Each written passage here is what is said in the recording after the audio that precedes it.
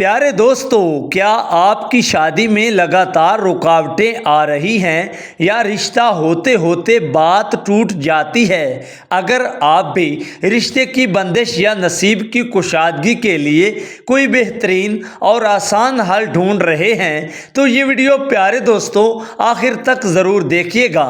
آج ہم آپ کو ایک ایسی تسبیح کے بارے میں بتائیں گے جس کی برکت سے انشاءاللہ تعالی آپ کی تمام مشکلات حل ہو جائیں گی۔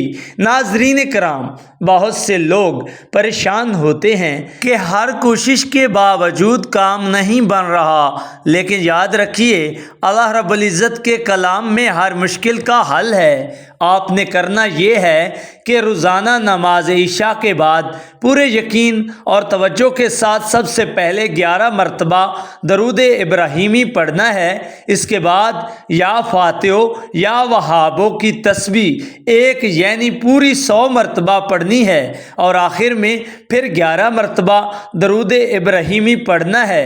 اس تسبیح کو پڑھتے وقت دل میں اللہ سے اپنے نیک رشتے کی دعا کریں۔ یہ عمل پیارے دوستو آپ نے باوضو ہو کر 3 دن تک مسلسل کرنا ہے۔ انشاءاللہ تعالی تیسرے دن تک ہی آپ کو کوئی نہ کوئی بہترین خوشخبری یا شادی کا پیغام خود چل کر ملے گا، اور رشتے کی ہر رکاوٹ ہمیشہ کے لیے ختم ہو جائے گی۔ ناظرین کرام، اگر آپ کو یہ ہماری ویڈیو پسند آئی ہو تو ویڈیو کو لائک کر دیں اور دوستوں کے ساتھ صدقہ جاریہ سمجھ کر شیئر کریں، اور ہمارے یوٹیوب چینل کو ضرور سبسکرائب کریں تاکہ آپ کو مزید ایسے وظائف ملتے رہیں۔ کمنٹ سیکشن میں آمین ضرور لکھیے گا۔